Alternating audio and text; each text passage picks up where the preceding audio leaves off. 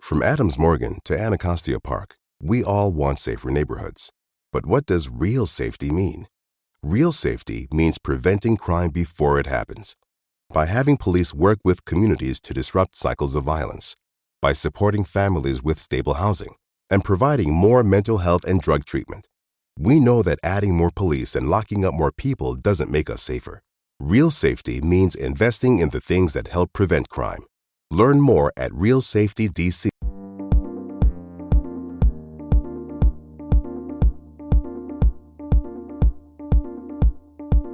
Welcome, and thank you for tuning in to Black Women Amplified, the podcast. Your host, Monica Wisdom Tyson, brings you downloadable conversations that matter to women around the globe. We discuss all things Black girl magic, amplify our voices, and transform our challenges into triumphs. Monica calls on her league of extraordinary women to push our boundaries, share their expertise, and stories of personal transformation. Welcome your host of Black Women Amplified, Monica Wisdom Tyson. Hello, Black Women Amplified family. This is your girl, Monica Wisdom, and I am so excited that you're here today. This conversation, I love it. I love it, love it, love it, love it, love it, and I can't wait for you to hear it. But before we get into the introduction, let's do some housekeeping. But even before that, I just had the best time at my girl Cheryl's birthday party. It was a celebration of her young 60th, and I tell you what, we partied. I know the next day, people were just sitting in their chair because we partied like we were 20. It was amazing. She looked beautiful. People came from all over the country. I call her the mayor of the town that we live in, the real mayor. She's a mover and a shaker, but she is humble, beautiful, kind, very generous, and just an amazing person. And she read a poem that I'm hoping that she will publish so that everybody will hear because it was magnificent. So happy birthday to Cheryl, and everybody cheer, happy birthday! Thank you for an amazing experience. You could have been anywhere in the world, but you chose to be with us. So I am grateful and thankful that I was able to share such a beautiful day with you. A little housekeeping. I'm putting you all on a mission. You are my agents of change. Here's the thing. We need to get the word out about this podcast. These women that are on here, as well as myself, are sharing our whole hearts. And these stories deserve to be heard by many. And you know, as Black women, it is hard for us to get ourselves out into the world. These are stories of adventure. These are stories of challenges. These are stories of triumph. These are stories of innovation. And people are sharing their whole hearts. And so I know that you're inspired, and I know that people in your tribe will also be inspired by these stories. So take a little time and go to the Black Women Amplified Instagram page. Share the information in your stories, share them on your page, text them, tweet them, all the things, and get the word out. Because here's the thing, Black women work better in community. So your support helps this community grow. If you're not hanging on the Black Women Amplified Facebook page, please hang out over there as well if you're on the Facebook. So that's all I have to say. And besides, subscribe, rate, and review. I'm going to say that 1,000 times. Subscribe, rate, and review. Anyway, that's the precursor to this incredible interview. I can't get my words together. I'm so excited to introduce this to you because this is a historic moment in time. It's not my history, it's theirs. But I'm going to celebrate with them, right? These women have made history. Oh my God, not only have they made history, but they have broken through an area that Black folk have been locked out of. I've been telling a girlfriend of mine, I feel like that this is the season of the Great Restoration, and they are restoring the land in a way that I never even imagined. Honestly, never even thought about. But let me get to the introduction so that you can get to know them and that you can get into this conversation because I'm so excited. It is a story, an adventure.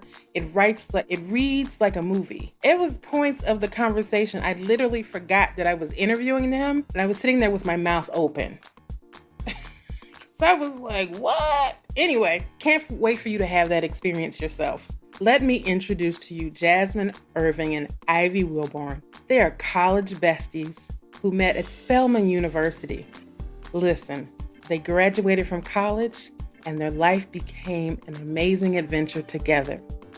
From moving to the Big Apple back to California, Ivy is a celebrity floral designer and event planner, and some compare her to the great Preston Bailey. Her A-list clients include Miley Cyrus and the Smiths. You figure out which Smiths. Jazmine is a force of nature, a former basketball player and philanthropist, and she is the founder of Grab a Ball and Play, an organization that helps inner city youth. During the pandemic, like all of us, business stopped. Needing a break from all of the things that were happening, they packed up their kids and drove to Mount Shasta, and that's where the next great adventure began. They went up there for peace, quiet, fresh air, and open spaces, and little did they know, they would meet a man on the side of a road that would make the biggest difference in their life, which led them to becoming the first Black women in America to own a crystal mine. This crystal mine is just not any crystal mine. It was formerly owned by Tiffany and Company. Now, listen, you know I'm excited about this conversation.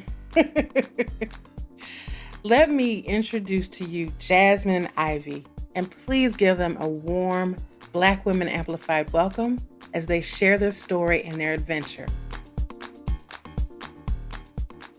Hello, Ivy and Jazmine. Thank you so much for joining the Black Women Amplified podcast. You have no idea how excited I am. I am a crystal fanatic. So when I saw this, I was like, wait a minute, are they decolonizing the industry? Yes, we are. Yes, we are. One rock at a time. One rock at a time. That's right. Before we get into the whole story of how you own a mine, the whole process, I want to know more about the village that raised you, because who even thinks that one day I'm going to own a mine? Definitely not us. I used to run nonprofits. Ivy used to be a celebrity event florist. We both always had an independent entrepreneurial spirit to us, but never in a million years did we think we would be miners or mine owners. And that's just how life works. Yeah. Like the universe kind of brings things to you when you're supposed to have them. Yeah. So I think we were just in a place ready to receive, and we received. Yeah. Right place, right time, and right hearts. We were both very open to it. So, and that kind of leads to our story about how we got here. Now, before you bought the mine, were you all crystal girls and outdoorsy people? So we'll tell you the story of how we got here. Okay. We were very much outdoorsy people. We were very much rock hounds. We go to the beaches and, in the woods and pick up rocks and stones all the time. And during the pandemic, we live in LA, and our girls were out of school for several months. We decided to go up to Northern California, to Mount Shasta. From Adams Morgan to Anacostia Park, we all want safer neighborhoods. But what does real safety mean? Real safety means preventing crime before it happens. By having police work with communities to disrupt cycles of violence, by supporting families with stable housing, and providing more mental health and drug treatment. We know that adding more police and locking up more people doesn't make us safer. Real safety means investing in the things that help prevent crime. Learn more at Real Safety DC. He said, we're going to go spend a week in the woods. And we rented a cabin and we packed up the minivan and we drove up to Northern California. And so we were going to waterfalls one after another. And we were on one waterfall and we see a Black woman. There are very few Black people in Northern California. In this area, especially in this area of Northern California. And she was an older Black woman with her niece, and they were walking away from the waterfall that we were going to. And this is in the height of the pandemic where everybody has their masks on outside. And, we were okay, we gave her the nod and she gave us the nod, and she stopped and we said, hey, how was the waterfall? She said, it was great, but you've got to go to this other waterfall. It's called Bernie Falls. And, we were okay, and she's like, no, you've got to go to this other. Yeah. So we're like, okay. Our day, and We look up the waterfall and it's like 2 hours away. And we're like, you know what? Tomorrow's our last day. We'll go tomorrow. And went home and got up the next morning and made the 2-hour trek to Bernie Falls. Well, we're about about a mile away, Bernie Falls, and there's a man in the middle of the road and he's waving his arms. And so we slow down and, we roll down the window and we were like, are you okay? And he said, no, I hit a deer. And so we were like, well, his car's all mangled up, and he's like, I've been out here for hours, I can't, there's no cell reception. Nobody will stop.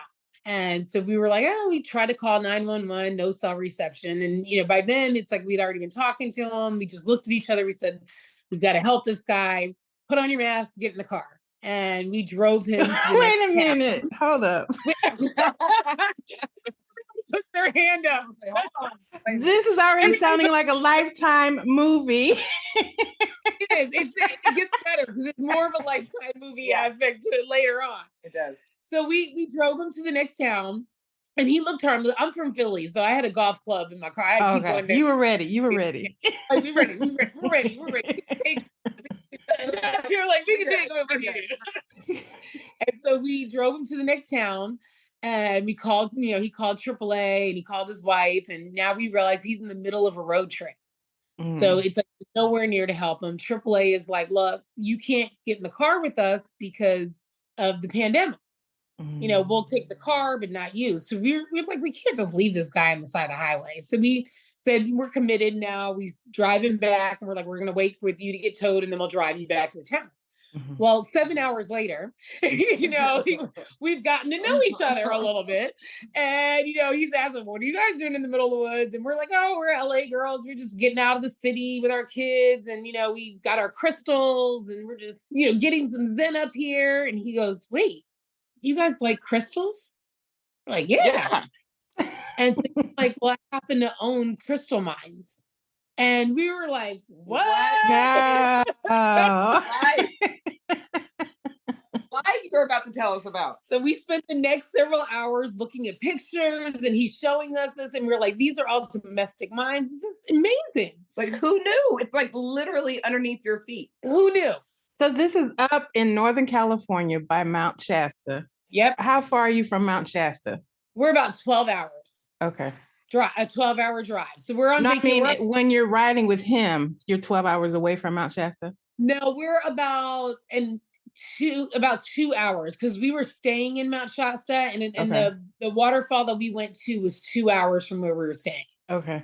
And, end the day, we exchange information because he's like, next time he's like, it's my happy place, like going mining. Like, so next time the mine opens, he's like, you guys have gone out of your way to stay with me and help me. He's like, next time I go mining, I want you to come as my guest. And that's where the Lifetime movie starts. Yes. Yeah. We stay in touch. And 4 months later, he calls a lot of trust. A lot of trust. And he calls us and he says, girls, he's like, the mine is open. He's like, it's up in Nevada. Drive on up and meet us up there. And we, looked at each other. We called our parents. Yeah. And we were like, let's do it. We'll get a hotel. We'll just meet them at the mine. And let's do it. Let's go meet our hitchhiker. Yeah, let's go meet our with all of his early friends. Yes, with all of his mountaineer friends. Let's go meet him. Now you all were the only Black folk on the excursion. For miles. Okay. For miles. And so we drove up there 4 months later and we got up to we get into a vehicle with them because you can't drive the minivan up the mine. You need a 4x4. We get into the car with them, drive all the way up. It's like a 5-mile ride and you get to the top and it's like the most breathtaking and beautiful place that you can imagine. There's crystals all over the ground. It's like, it's a very small private operation that they run. So you're up there with about like 10, 15 people tops. And we just both fell in love. We both fell in love. And we, again, looked at each other. We've been best friends for 25 years. So, when you look at your bestie and you're like, right. But we're like, this is what we're about to do for the rest of our life. We're about to be minors. Like, I don't know how. So there was no verbal conversation. You just look at each other. No, we just were like, this is it. Nothing else that mattered from that moment on. Now, we're a little bit backstory. How did you all meet and become besties? Like, I want to know all the secrets. Because I have a bestie of 30 years and we know all of each other's secrets. We met in college. I went to Spelman. Ivy went to Howard. And we met because I used to drive up and hang out at Howard every other weekend. I used to party at Howard. Because that's where the boys were. Yeah. I would drive up and I would hang out with, I had another bestie that went to Howard. She would fly down to Atlanta every other week and I would drive up. Her mom worked for the airline, so she could fly for free. So she would fly down every other weekend and I would drive up every other weekend. And that was just how we hung. And they were friends and we became friends and we never looked back. Well, all of us are still in a group chat. Oh, wow. 25 years later. And it's, we live down the street from each other. Our girls are like a year and a half apart. And so we raised them as cousins and, we're inseparable. It's funny. One of our business partner calls us and he's like, I know the other one's sitting right there. And I'm like, yes, always. Now, Ivy, you were a celebrity florist. Yes, which is also a thing that I, went for and followed my heart. It was something that I learned back in high school. And I started business then by doing the boutonnieres and corsages for prom. And I had like a little operation in my garage and my parents were my cashiers and you were able to place your order and tell me your dress color and I would make your corsage for prom. And that's how I started my business. And, all through college, I always had like some kind of gram business where I delivered, a turkey basket during Thanksgiving if you couldn't go home. And I always had that kind of business going. And then after college, after working corporate, I decided to follow my heart. Oh, wow. And I had an amazing job. I worked for the Washington Post, and the owner of the Washington Post was my college mentor. And he is the one that pulled me to the side. And because I used to do flower classes in the back conference room for all the employees. That's what we would do during lunch. And he found out I was doing that. And he said, you know what? I think you should follow your heart. He was like, you really, really are good at this. And maybe you should maybe this is something that you could pursue, have your own business. And at the same time, Jazmine was moving into New York and she convinced me to move to New York City.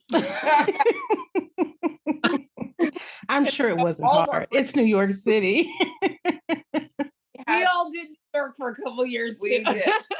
And it was the best time. We were in our 20s and, we all had these great jobs and New York City, like as 4 Black women, we were like the Black. We were like the Black Sex in the City. We really were, yes. I don't want to know those stories. Minus the sex part, but we did do the bar hopping. Oh, yeah. Listen, New York is one of those places, the only place I've been to where you come out of the club at 7 a.m, go right to breakfast, and then go to bed. Yep. Oh, we did a lot. And then you still have the to be able to just go to work. Yeah, and that was your 20s. That's what the 20s were for. And so, I that. And now, what are some of the events that you worked on? It started back in 2004. Okay. And I worked for Will and Jada Smith for at least 18 years, Brandy and Ray J for 18 years, Kim Kardashian for years, Tisha, Campbell and that whole crew. I do Black Hollywood, basically. I understand. I became their Santa Claus and their like Easter bunny. And so one of my jobs was to come in the middle of the night and stuff the stockings and bring out the big toys. Oh. And, I was kind of a curious person who was always bringing out the toys and baskets. And I would leave bunny print, feet marks coming out of their door, Elaborate. And now, how did you adjust to doing such glamorous work to literally digging in the ground? You know what? Everyone always, they always think it was so glamorous, right? And because I'm going, I know it's hard work. No, I'm going to amazing homes and I'm able to like see these celebrities. But yeah, but I'm the employee. I work in their home. I have to be quiet and I have to like not leave any dirt, and I'm cleaning, and I'm, and it's frustrating. And for me, it was challenging because I had to come up with these new concepts and outdo every single year, from the last year. They wanted their tree bigger and better than so-and-so's down the street. So now I got to come up with something huge, and different for their. And so it was every year I would get knots in my stomach when the holidays would come around, because I knew that I was going to climb those big trees that I dreaded. And this was my first year because of us being able to move into this new industry where I did not have to climb a Christmas tree, and it was glorious. So the pandemic was like a welcome to break. Hard. It was bad. And I was able to say no for the first time. I always dealt with people who were like, well, of course you're going to be here, and one of my clients said, well, Ivy, I don't even know how to do Christmas. They're like, you've always done my Christmas. So how do I even do Christmas? And I'm like, okay, look, you're going to learn today. You are going to learn today because I'm not doing your Christmas. And I put my foot down and we went full force with this because I rock business. And now we are developing it to become the industry changer. I honestly feel like although we're unicorns coming into the room of all these miners and mine owners, we are going to change this industry and make it one of inclusion and empowerment. And we will not be the last Black people that will not. When I was thinking about this, all I could think about the movie Blood Diamond. And so when I saw that you all owned this, your name is on, I was like, look at God. Yeah. Great. My girlfriends and I call it the Great Restoration is happening, right? Exactly. The Great Restoration. And it's in Georgia. Yeah. And like Plantation Town in Georgia. Like when the mine is in Georgia. Yeah. Yes. So we are the first African American women to have ownership in a domestic crystal mine. And so our mine is in Georgia. It's about 2 hours southeast of Atlanta. It's an amethyst mine that actually used to be owned by Tiffany and Company. I read that and I was like, wait a minute. Everything I read was like, am I reading this right? Yes. Wait. Like Tiffany and Company owned this land. Yes. Is it an actual mountain? No, it's actually the great thing. So what we've learned, and we've had a crash course in the last several years about mines, is they're all different. It's, it's where the mineral is growing. This mine is actually under a lake. And so twice a year, we drain the water out of the lake into OSHA approved retention ponds. And we go down there in the bottom of the lake in the mud and mine in the mud and in the basin of this lake. And this lake is in like the backwoods and, backwoods, Georgia. Downtown. Backwoods of Georgia. Very like it is not Atlanta. So how far is it from Savannah? 2.5 hours. They said it's right in the middle. It's about 2.5 hours from 2.5 hours like southwest of Savannah. And it's 2.5 hours southeast of Atlanta. I'm real excited right now. You have no idea. Like literally, I have crystals everywhere. I love that. Love it. We'll have to send you one from us that you can wash. Oh, we do. Listen, we let you. I would be like a little kid. Christmas. I was out with my best friend the other day, and there was like this outside venue that had little vendors, and there was a table with all crystals. And I was right behind her, like I'm sure you all are. And then suddenly, I guess she felt me stop. She turned around, she saw the crystal table. She said, "Not today." Like, yeah. So the thing that's cool about when we first went mining, we went up the mountain, like we said, and we just both were in awe. And they, showed us, just look, just use a toothbrush and brush it off with some water, and just look how it goes from this to this. And we were like, oh my God, this is the coolest thing ever. So we went back to our hotel and we started the bathtub, and we were like, we're going to dump them all into the bathtub. We now know it would have been a horrible idea because it would have stopped the plumbing. Yeah. But so we started doing a couple in the sink while we were waiting for the bathtub to fill up. And it was like, oh my God, look how easy with just a toothbrush, it just goes from like this dirty ball into like a gem. And this is one of the ones, this has just been cleaned with a toothbrush. I know they can't see it, but I know you. I can see it. Is it a quartz? and this mine is smoky quartz, and it has citrine and amethyst running through it at this particular mine. This one is just smoky with citrine in it. And so Beautiful.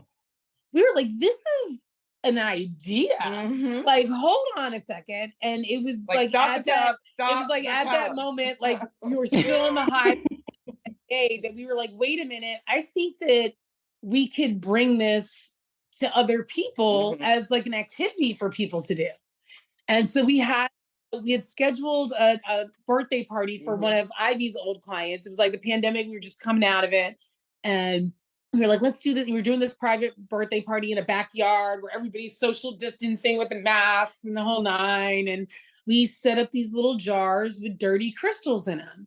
And we were like, you can take it and just wash it off and reveal your crystal. Let's see how this Yeah. works. And we Mm-hmm. got our little label makers and Yep. labeled them all because I rock. You know, we'd come up with a name and we got some bags and put some stickers on them. Yep. And we were like, oh, we have a company. This is what we're doing. Because and it was a hit. It was like, they were like, I've never seen anything like this before. And these are all celebrity the kids coolest thing ever. who have seen everything. And so we were like, let's give it a little bit more thought. We did a couple more like events and we started kind of coming up with a concept for a box. And within about a month and a half, we were like, this is what we're going to do. We're going to sell these dirty crystals and let people wash them. And for the last 2 years, that's amazing. done. It's nobody is doing it in the industry. We mine them all domestically ourselves. So we mine them from either Nevada, Georgia, or New York. So they're all US grown. We leave the dirt still on them and allow customers to wash them themselves. And it's like, you talk about how you love crystals and you see them in stock. You've never held a crystal that's just straight from the mine, where nobody else has touched it, nobody else has cleaned it or washed it or brushed it off, and you're the very first person to see it. Tell us about the differences between crystals, because crystals are everywhere now. It used to be just like for the woo-woo kids, or the alternative folk, but now you see them everywhere, not just in jewelry, but people have crystals around them. And I know the younger generation loves crystals. So, but I often see crystals that look like what's the difference between like a manufactured crystal and an unearthed crystal? Well, I think that one thing is that crystals have been around since the beginning of time. And one of the crystals that we have are called Herkimer diamonds. They are 450 million years old. Oh, wow. So they're the oldest quartz known to man. We also have our amethysts are about 50 million years old, 40 to 50 million years old. And then our smoky quartz are about 1 to 10 million years old, depending on the size. Crystals have been around since before humans, since before animals, since before anything. And then just in ancient culture, they've been used from the beginning of time, from the beginning of cultures. We both listened to a great podcast earlier today that was talking about just the power, like crystals are in your watch, in your cell phone, in your battery, especially quartz, the type of crystal that we mine. But we like to say that we balance that line between the woo-woo and science. We do a lot of school presentations where we really focus on the mineralogy, and how it grows and where it grows and what conditions need to be right for it to grow. But in our belief, it's that they're living and growing things just like you and I, and just like plants. They give off energy and they have a frequency. And when you align your frequency, or when you use your crystal to help your frequency align with what you're focused on, then that's how it empowers you. It's not like a magic amulet or a token that I'm gonna carry this one, I'm gonna get rich. People, which one do I need for money?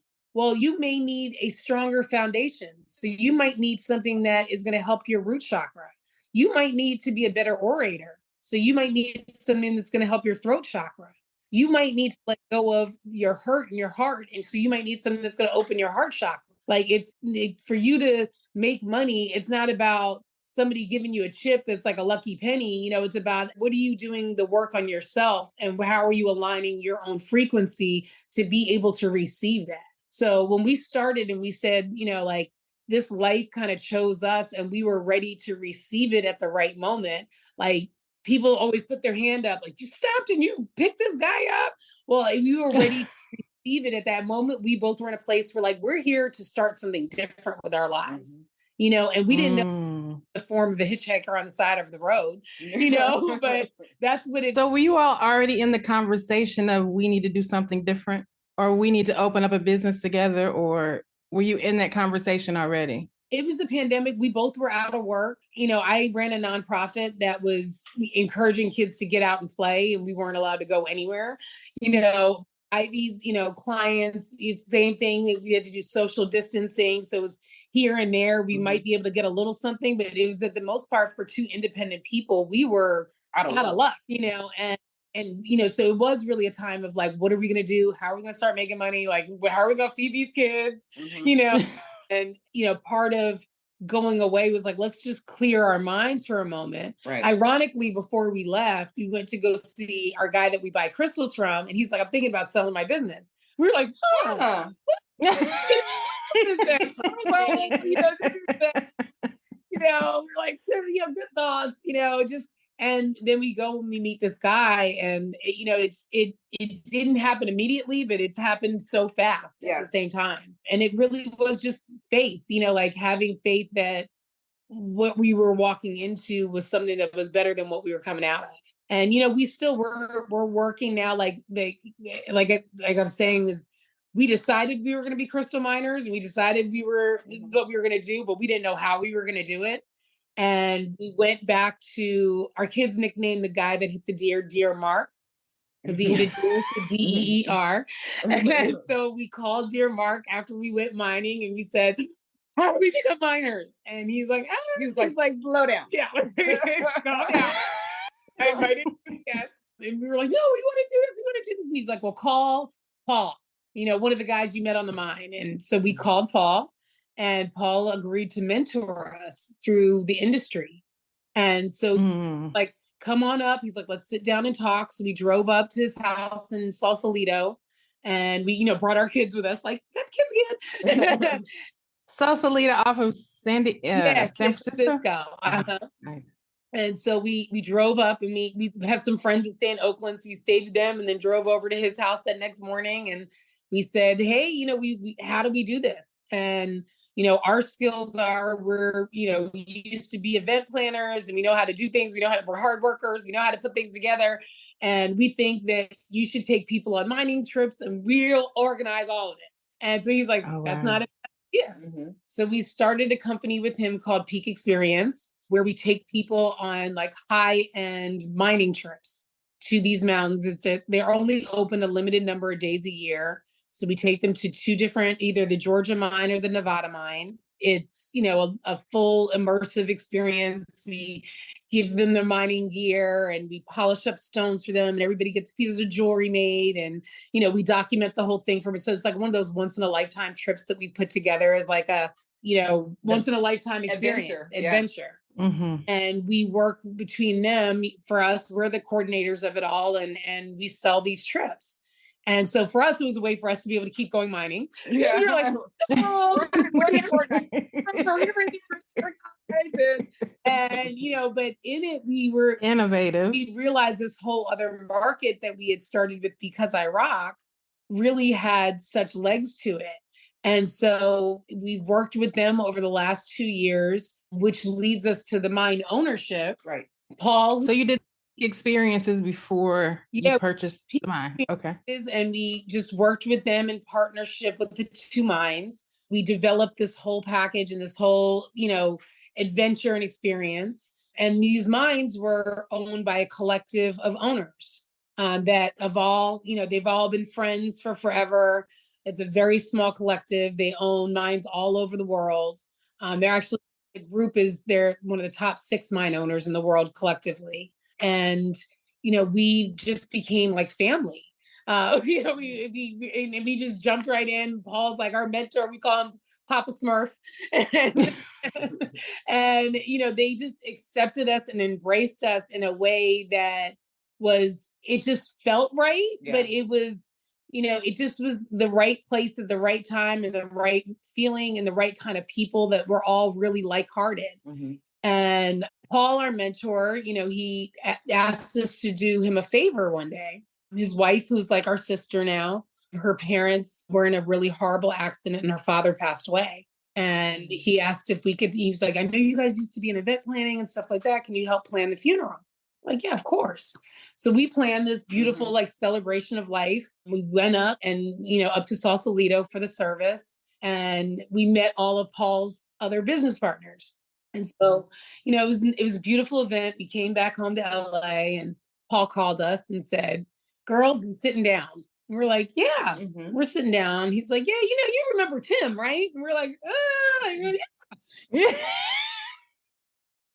And he's like, yeah, well, he's like my partner in this, my partner in that. He's one of the mine owners. And, he just was really impressed with the giving that you guys have done, not only to dear Mark, but to Lisa, his wife, and helping plan this ceremony. And he just sees what you've done with Peak Experience and Because I Rock. And, he is shifting some things around and wants to gift his portion of the mine to you girls. And that's how we became the first African-American domestic mine owners, is he gifted us his share of the mine. And we still cry like every time because it's overwhelming. Yeah.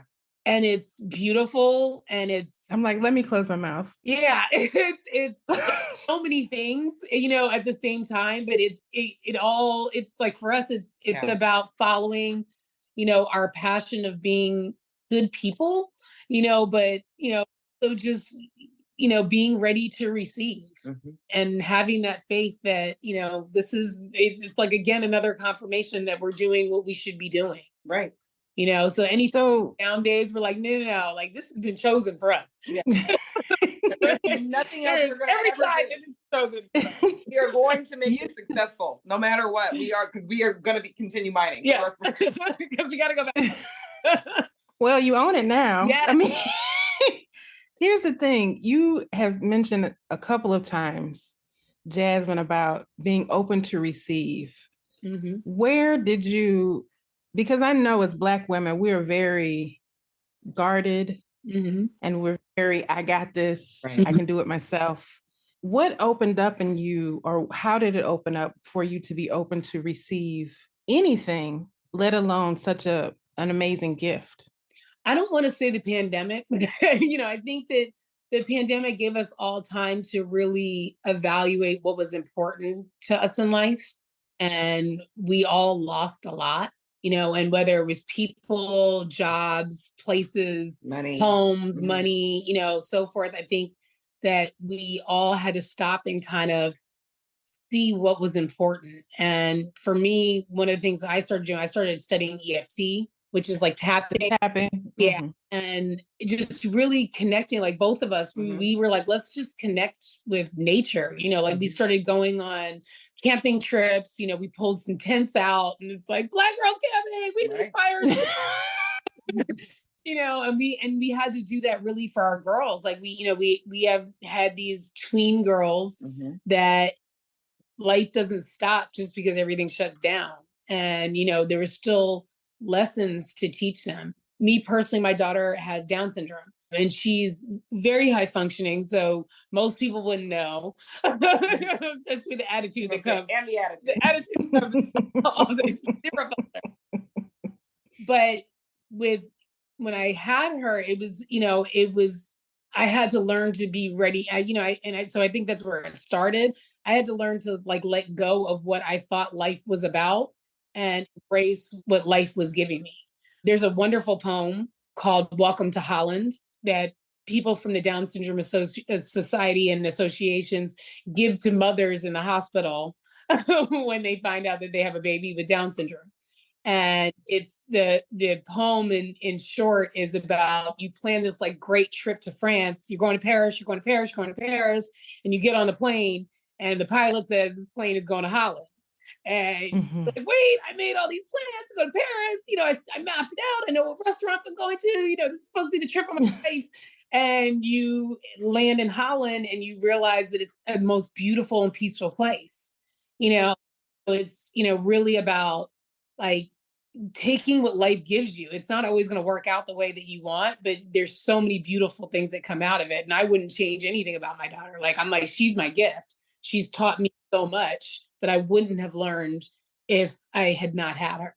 So for me, when I say ready to receive, I think it started with my daughter, but I think it was amplified during the pandemic of like, you know what? Like, again, life is not what we plan it to be, and we just got to make the best out of it. And we, got to enjoy it because we only get one. Yeah. And I'm determined to not ever have to decorate another Christmas tree ever again in my life. If I never had to get on that ladder, I was going to find a way to never have to get on that ladder. That was my motivation. She's been saying that for 4 years. Like, this is my last year. Now she's like, wait, hold on a second. You can't even watch a Charlie Brown Christmas anymore, can you? Oh my goodness. Well, now I have my own tree and I get to enjoy it with my family, and what happened with me being a florist for 20 something, like my first client was Aaliyah. If that gives you any idea of how long I've been doing this. And now I know black don't crack, but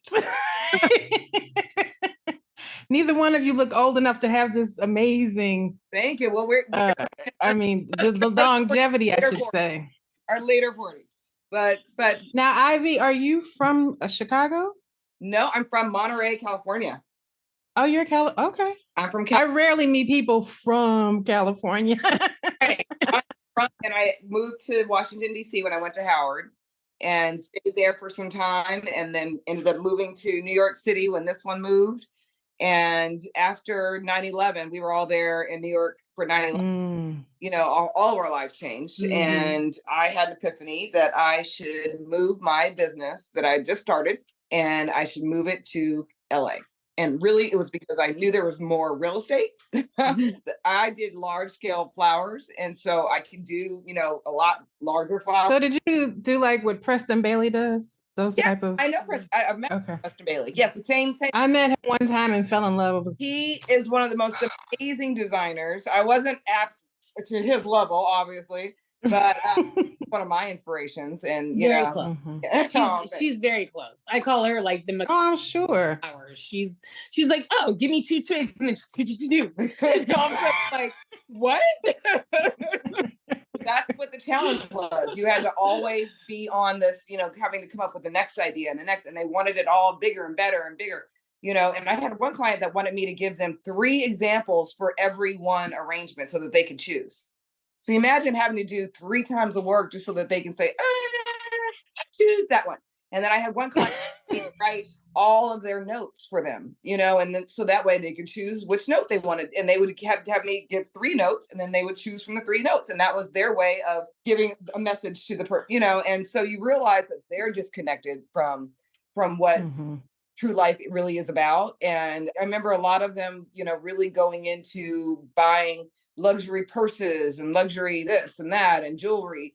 And it wasn't until this life that I've been gifted, or that we've been gifted, that I realized how little that means. Mm-hmm. And they might be dripping in these jewels, but they cannot tell you where any of them came from. Mm-hmm. And what we're able to do is actually go and get our own jewels. Mm-hmm. We are gem hunters. We're actually gem hunters. Things like that. Wow. What is that? Be able to put your hand in the earth and pull out something that has been there for millions of years. And then you get to own that and wash it. We call it birthing it. You birth your crystal when you wash it. And then you're the first person to see it. That's what's life-changing. Mm-hmm. Like not going to these red carpet shows and dressed in jewels, going to a mountain and putting your hand in the earth and pulling out a big, huge gemstone. That's what's going to change you. And that's what I know that I can never live without ever, ever, ever again. So how has it, not just the business, but being able to physically be in the ground every day, how has that shifted you personally? Well, I think the thing is we only go about 4 times a year. Okay. To the mines, because both of our mines are only open for small seasons. Now, why are they open for small seasons? So the one that's under the lake, it's because we have to drain the lake. Oh, We have to run the water pumps, 24 hours a day for the 3 weeks that it's open. And they're both very expensive. Both of those mines operate at about $50,000 a day. So it's very expensive to run. We have, staff out there that's driving the excavators, and we have to rent the excavators and, rent the dynamite equipment and all that kind of stuff. So it's a quite expensive operation for our partners that got into it, what their final use of the product is. And their final the product is they got into mining for the find. They're looking for the Hope Diamond. They in the fine mineral world. So they find, perfect specimen. They sell it, at the gem shows at Tucson and Denver and Germany. okay. I call it in their $1 million rocks. It's like they pull out pieces and they're like, oh, that'll pay for the dig for the year, and then, like, and they're like, okay. That's the material that they're looking for. And when we go, we get to dig for it too, but it's company property if we find the $1 million piece. Okay. The assets of the sale help pay for the digs, and then, whatever's left over from operations and stuff like that, then we all get to split. When we went the first time, and that's what we brought back to them when we went to meet with Paul, was we realized that there was a lot of material that was being discarded. And mostly when you go to like crystal shops and you see like those polished stones, those shards, are not fully perfect gems, are normally sorted, they're cleaned, and then they're sold to people that will tumble them. They're, sold to people that will tumble them and then sell them to crystal shops. So they get rounded pieces of, oh, this is smoky quartz, oh, this is that, and people make bracelets out of them. And, there's all different kinds of end use that could be for them, but they're only open a small season. So it's not like they're constantly producing that material. Okay. For us, so it's like their business in that market isn't that grand because they're not, it's not like the huge mines where they're day in and day out collecting this material, and then they have vendors that they're mailing them out to all over. So for us, when we started doing the cleaning, we were like, wait, we can box this up dirty. They're like, wait, you have people paying you to clean crystals? It's like their biggest expense. They're like, you know how much money you have to pay to get these things clean? Before we can sort them, and then you gotta do. So it's like they were like, you guys are genius. We were like, wait, look, it's such an experience that people don't get to have, and nobody else is doing it. Like, not be the first people doing it, And so that, like, for us was like, we're doing something different. We're doing something unique, and like the joy that we get of mining when we go mining, because it's again the most exhilarating thing in the world to go into the mud and go into the mountain. We've been to like different kinds of mines because now we're part of the mining community, so that our partners have us go to mines, and we're like, oh, now we get to mine for gold. Ooh, now we get to but when we do, so you've been to a gold mine? Yeah, which is a whole different experience. It's inside the cave. Like that's when you go into. And you do it with a metal detector. So it's like, So but what we do now is we have our online store where we sell our kits. And this is like what one of our kits look like. Looks like. It's just like a little simple box. We give you instructions with it, and you get a bag of dirty crystals. You get your own little like toothbrush to wash it off. You get your own little like cleaning solution and shine solution. So it's like a whole little experience. It's a mining. It's a mining experience in the box. We call it all in the box. You all should do subscription boxes. You know what? We are getting into doing ones as we acquire more mines, because our selling point. Hold up. Flex. Yes. As we acquire more mines. Yes. Okay. Because our whole selling point is and that we mine them ourselves. It's like you can get other ones from all over the world, but like these are ones that are domestic, and that they're hand chosen by either us or one of our partners. So as we start to it, then we'll have enough to do like a monthly subscription. But right now we offer 3 different stones. We offer smoky quartz, amethyst, or Herkimer diamonds. And in it, it's, we do it as these boxes, which is great, but then we also do live events. And that's where we get like our joy, like, because our customers hug us after they're like, this is the coolest thing ever. And then they hug us. Or it's like at every event, at least one person starts crying. They're like, oh, it's connecting me. I feel the power from it. And it's about the story. It is. It's about the story. That are either, like we get the holy rollers to like the crystal thumpers. We get, and then the little kids, like the last big event we did, 2 events ago, this little boy came by and he's like, it's like the veins are popping out of his neck. He was so excited. And so he watched one and he's like, this is the coolest thing ever. And he just kept coming back over and he was picking up rocks around the park and bringing them back and giving them to me. Now, and it's like, so to have this joy, like the joy of this kid, like just so happy it like made my day. And then we do another event and he comes beating around the corner, same kid. He's like, so we get such joy out of minding ourselves and then seeing other people have the same like experience that we had, that same awe of like, we call ourselves crystal doulas because we sit over there and we watch over their shoulder and just wait for their excitement. And every single time they say, oh my God, it's really like we've been able to experience the power of awe and witness that whenever anyone is washing crystals. Mm-hmm. They are in awe. They can't believe that this little muddy rock is turned into a jewel, like right in front of their eyes, just with water and a toothbrush. Mm-hmm. And having that experience, being able to sell that experience from, the smallest kits to doing what we now have is our crystal caboose, which is our little trailer that we take with us whenever we're doing events, which is the coolest thing. It's like a little coffee cafe cart that we go inside and sell our crystals from there, which is our favorite. So cute. You got to check. It's on our Instagram. So when you get off, check our Instagram.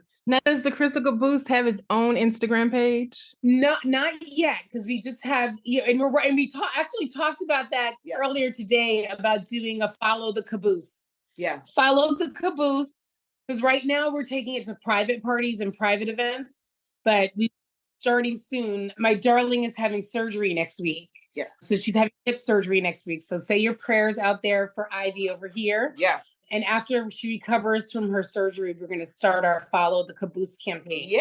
Where we will be popping up in random locations for people to come and watch crystals. Yeah. Oh, that'll be so fun. Yes.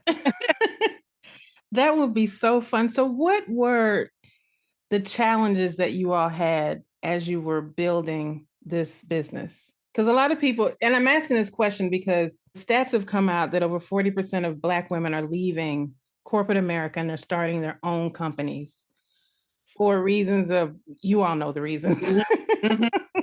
Not feeling safe, not feeling acknowledged, all of those things. So as business women, one, that you all have been in business for a long time, what are some of the things that women should look for as they open up their own companies? And what are the challenges that you all have had making the shift into a whole new world? I think for us, that our biggest challenge has been financing. We pieced together every bit of self-funding that we could, and we're still struggling. We're still like, but our passion keeps us motivated. So, like I said, even when we're on our down days, we're like, we are chosen to do this, and we're going to do this. Yep. We're going to start a GoFundMe if we need to, which we did, and we're going to figure it out. But I think that the biggest challenge, especially for African American women, is funding. And they're not giving us credit from the door. No, they're not giving us. They're like, you can come open a bank account here, but we're not giving you a credit card. So it's like there's that I think with anybody is a challenge. I think the other challenge for us is that nobody's done this before. So going and trying to raise funding or capital has been difficult in that lens. The great thing about it, though, is that as Black women, we've gotten so much support from other women, and not only just women of color. Like, we've gotten support from women in general that are just like, you girl, go get this. Mm-hmm. We have 2 stores here in LA that brought us in to have residencies So we have standing events at 2 different stores here in LA that are both women owned. One is Black woman owned. One is white woman owned, but her full community is embracive of, and they embrace all different types all the people. Mm-hmm. and beings. And so being able to have other Black women, and we do events all around the city. Most of them are run by women of color, that we found that support in that community so strong that it gives us such determination to be like, all right, we don't need big old bank right now. We're going to make this work. We're going to figure this out. So I think that the advice that we try to give, because we've been asked, this question in a couple different ways, is like, build your community, and, figure out who has your back, who believes in you. Like, we do a lot of social stuff, and we share social stuff with other Black women and other business owners, women business owners. And it's helped us to propel to where we are and help them to propel to where they are. Because it's like, it's good to know somebody has your back. We both are HBCU grads. So, reach out to our community. Like, look, come on, y'all. Like, we need to stick together. We need to support each other. And then also use as many free resources as you can. Mm-hmm. There are so many programs, government programs out there that you can tap into. We've been using SCORE, which is score.org, and they match you with a mentor. Mentor's job is to teach you how to do it. Like, they won't make the contacts for you. They're going to teach you how to write the right press release so that you can get a lot more, pub. And then, we do a lot of putting ourselves out there. We call the radio stations, we call the TV stations, we send out as many, alerts about what we're doing as we can, because we know that this is a new concept. And no matter who we're bringing it to, we are the first. And we know that they're going to be seeing this for the first time. And that's always, a challenge. I remember we did a party. It was actually at Miley Cyrus's house, and she had us come over. Flex. She's one of our clients, but he loves washing crystals. So we a whole bunch of crystals to her house, and, for all different varieties for her friends to wash. And one of her friends brought her own crystals because she thought that we were supposed to be washing her crystals. And that was, when she heard she's going to be there to wash crystals, she assumed that that's what that was. And so I call it like the Xerox effect. When Xerox first started making copy machines, people didn't know what a Xerox was, or like what a copy, it's like, so you had to explain, and they had to give a demonstration. And you can't walk around selling copy machines by carrying big copy machines. They used to be huge. So it's like, we're stuck in that same dilemma of like explaining to people what it is. We've gotten better at it. We've gotten better at it. We've gotten better at like our elevator pitch. Our live events, people can't leave. Everybody else is shutting down, and they have to come over and be like, girls, it's time to shut down. Like, I know you still have customers, but But we've been trying, we've been working over the last 2 years, really, to develop it into something that we don't have to be in front of you telling the story for you to get it. And sent boxes out, or, people that have received boxes. We just got an email yesterday from a mom that said that someone bought one for her daughter, and how cool was it? And now she wants to do a party. She's like, this is the coolest thing ever. So we're starting to see that people, that we don't have to be in front of you to explain it to you anymore, they're getting it. And we're no longer just the Xerox. Yes.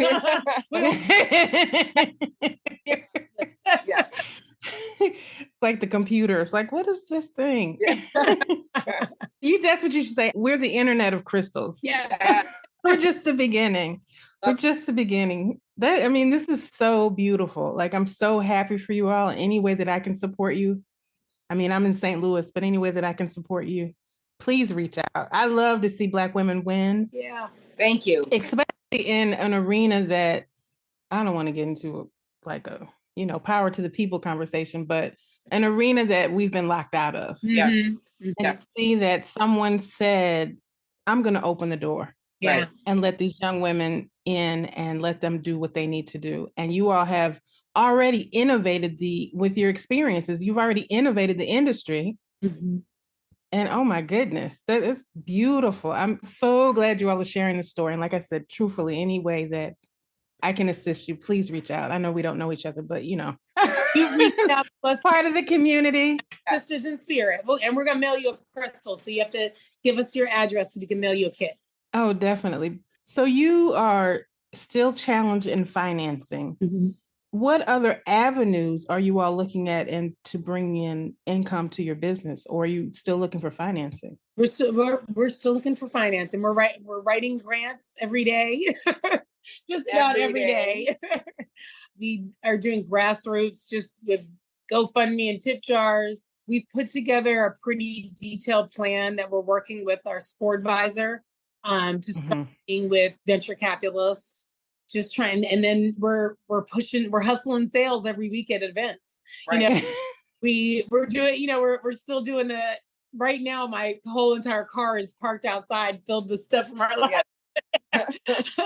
So we're hitting from all angles. We're hustlers, at the end of the day. That's how, Black women, that's what we are. We want to make it work. We're moms. We're going to listen. That's why they call us magic, because they're like, how did you do this? I don't know. You just had to do it. It wasn't a choice. Exactly. So we've been approached by a lot of different people that are like, oh, are you guys looking for investors? Are you guys looking for this? Are you guys looking for that? Like, how do we get into mine ownership and things like that? So we've been, approaching conversations, but our ultimate goal is to be able to raise the funds and, keep ownership of the company and grow it, and then be in and have something that we can hand down to our kids, and, a legacy for us. It's something that, we can pass on to our girls and be like, now you guys are mine owners too. Oh my goodness. It's like Little House on the Prairie. You're starting with the bare roots, and then eventually you all will be Tiffany and Company. That's what we're going for. You get it. I always tell people, I'm like, be careful with investors though, because it's not always as beautiful as people think it is. Yeah. And that's like, it's great right now to get capital, but 5 years later, then you're going to be, it's, you all know, you've been in many industries, you've seen it. So as much as you can do on your own, and I know that's hard to say, and especially when you got mouths to feed. Yep. That's the avenue that we're trying to go, because and that's something else we discussed early on, is that we want to retain as much ownership as we can, because that's how you win. That is how you win, because if you look at Walmart, they're still a family company. Yeah, exactly.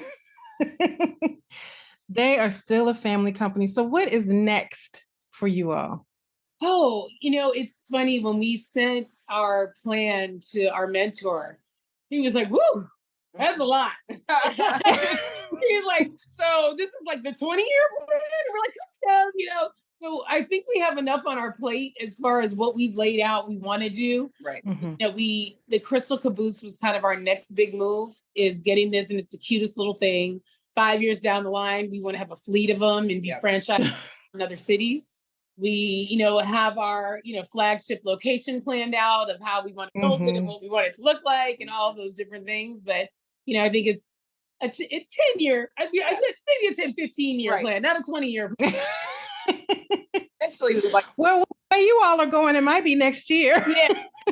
We do a documentary style show about, we've come up with a concept called Mining Her Business, to show like Black women in the mining industry, even just women in the mining industry. We have a couple other friends that we've met now that are young women that are, top tier, either mine owners or, top office of mine owners that are young. And we all go mining together now. We're like, girl. So, I think introducing this world and this industry to people in that aspect not only helps our brand, but it educates people on, you can be doing this too. So we have a lot of plans in the future. A lot of plans. And it's disruptive, because we tend to teach our kids, go be a doctor, lawyer, baller, all of those top 5 professions. Mm-hmm. But when you talk to the people who are billionaires, they're like, oh, I just make widgets. Yep. Yes. I manufacture widgets. You do what? I make, the little tip of the tennis shoe, I make that. Yeah. And we're worth $20 billion. It's like widget world is where it's at. Yeah, exactly. So this is beautiful. I have one more question before we go. I could talk to you all forever about crystals, but I know you're busy doing your business. So I always ask everybody, what is your Black girl magic superpower? Oh, that's a good one. I think we have, I know personally, I think I can speak of your superpower. Okay.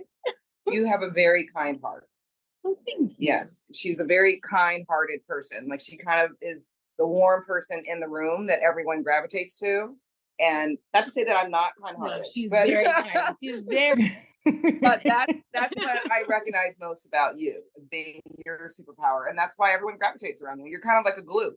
When 9/11 happened and we were all in different places all over New York City, and we all had to make our way through, the horrible day that we all experienced, we all ended up on her doorstep.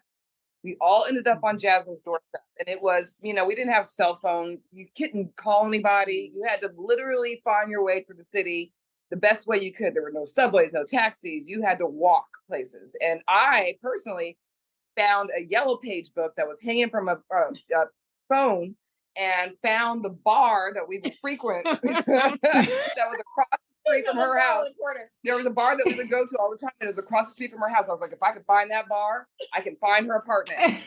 And I found the bar in that yellow page book, and I remember walking up to her building, and then I had to find the apartment because I didn't know which one it was. And finally, the door opens, and it was like an episode of This Is Your Life. It was all of our 20 people, friends from, college and before college, after college, old boyfriends, old girlfriends, it was everyone. Baby mamas. All the baby mamas. All the baby mamas. And, right. And we all ended up on your doorstep, and that was for a reason. So. Mm-hmm. And I would, that is magic. Is Ivy brings people together. She likes to call herself the party starter. A little bit. She likes to call herself. I am. And I think that's why we're yin and yang, because we both our yin and yangs work with each other to draw people in. Right. Ivy's the type that she's gonna make sure everybody is having fun. Yeah. She's also gonna make sure everybody has a blanket at the end of the night. Yeah.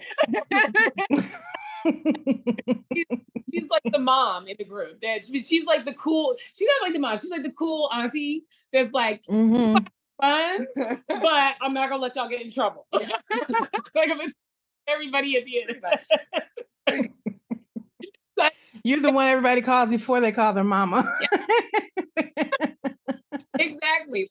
Love it. There's auntie, because I'm like, look, when you get in trouble, call her. Yeah, she'll come get you. I will. She'll come get you. She'll tell me everything, but she'll tell you she won't tell me everything. And that's the agreement that we have. And oh my goodness, our other power is that we believe in ourselves to no end. Yeah. There is nothing that will keep us from getting this business, to the place that we want it to go to. There's nothing, and we both know that. And so when you have that, and that's your driving force, you get up every day knowing that your business is going to be successful, then it kind of makes you're not working at all. Like we're living the dream. It's funny. I saw that. I actually reposted on my personal Instagram today. Was this experiment where a guy was holding a tuning fork, and it was a tuning fork for like 412 hertz, and he held another tuning fork next to it that was like 500 and something hertz, and he banged it and nothing happened. And then he held up a second tuning fork that was also 412 hertz. And when he hit it, the ball started bouncing off of the other one. And the whole idea was that when two things are in line and in harmony, like other reactions can happen. If your frequencies aren't on the same line, then it's chaos. It's like stillness. But for us, I think we work so well together that it's like, it's just moving us forward. Like it's clearing the path for us. It is. It is. The door swung open and we simply walked through. Yeah. I'm sitting here because I'm thinking you're like, oh, we had to go get finance. And you're like, no, it was a gift. It's really beautiful. One, that you were in the space to receive it. And two, that he was in the space to gift it. Yes. Especially when you're talking about a cultural chasm. Yes. And financial chasm. Person third removed from the person that we picked up. So this was not be rescued. This is not the person to be our mentor. This is he just met you at a funeral. Yeah. I was like, Oh, by the way, here you go. Yeah. Yes. And now we're like, oh, he was watching us the And whole I think time. that's also, for us, it's motivation because it's, somebody's believed in us, and all believed in us. And, it's not that we have anything to prove to them, but when you have that power behind you, you're like, well, I've got, we can't just take this opportunity and let it flop. Like, No. we've got to make it work now. We're gonna do it. We're gonna do it or die trying. Yeah. Master it. That's how you do it. Yep. Because clearly this is what everything was in place for it to happen. This life shows up. You didn't have to find celebrities to get the experience. You have that. You didn't have to find, a way to do it. It came to you. So everything, not only did you receive it, you attracted it. So that, and both of you were glowing. So I already know that you're magical beings. Well, I have thoroughly enjoyed this conversation. You are welcome anytime to come and chat with me and tell your friend the beautiful artwork is amazing. I know. Thank you. Julius Erving, you can look her up. She's fantastic. I mean, she blows us away. But I have to tell you, this has been a very inspiring conversation. It is a exercise in trust and faith, and you all have passed the test. Thank you. And the fact that you said yes, because we often say no to what we've been praying for. Yes. And I'm really, really inspired. And I'm so grateful that you all said yes to me. Yeah. So thank you. Thank you. Thank you. Thank you. I really appreciate it. Thank you. You are welcome. So are you going to go dig in some dirt now or? Well, we're going to daily wash. We get to wash 2 crystals a day. That's what we allow each other to wash. So we'll wash. Can't get high supply. You're only allowed to do 2 a day. Otherwise, you'd be there all day. All day. Very, very. Well, now we started videotaping it so that we could at least use it for social. Because before we were washing, I'm like, they were like, hold on a second, maybe we could videotape these. So we got about making our habit productive. Yes. That's amazing. Well, thank you again. I appreciate you all being here. Thank you. And like I said, you are welcome anytime. This has been a beautiful conversation. I can't wait for you all to hear it all done up. Look forward to it. And send you a box. Send us your information so we can send you a box. Oh, I can't. Listen, I'm going to be like a little kid in the middle of the floor. And then you just have to take a before picture before you get them clean and then send us the before and the after. That's all we ask for. Oh, I definitely will. Do you all know Cedar Lewis? No. That owns Miracle Buttercream? No, I don't. Okay. She was on the show a couple of months ago, but she is Butch Lewis's daughter, but she used to be in television production. So you all were talking about a TV show. Yes, yes, absolutely. And now she has her own Miracle Buttercream. She sells nice. What is it? Shea butter. She makes her own butters. Wow. So I'm going to connect you all via email and maybe you all can do some connecting. That would be fantastic. I appreciate that. Thank you. Again, thank you all for being on the Black Women Amplified podcast. I really appreciate your time and your energy and your stories and sharing all the things. And may God continue to gift you with everything you need in full abundance and prosperity. And I'll talk to you all soon. All right. Thank you. Have Bless a good day. you. Bless you. Thank you for listening to Black Women Amplified. We hope you enjoyed the show. Be sure to subscribe and log on to blackwomenamplified.com for more information. Keep shining.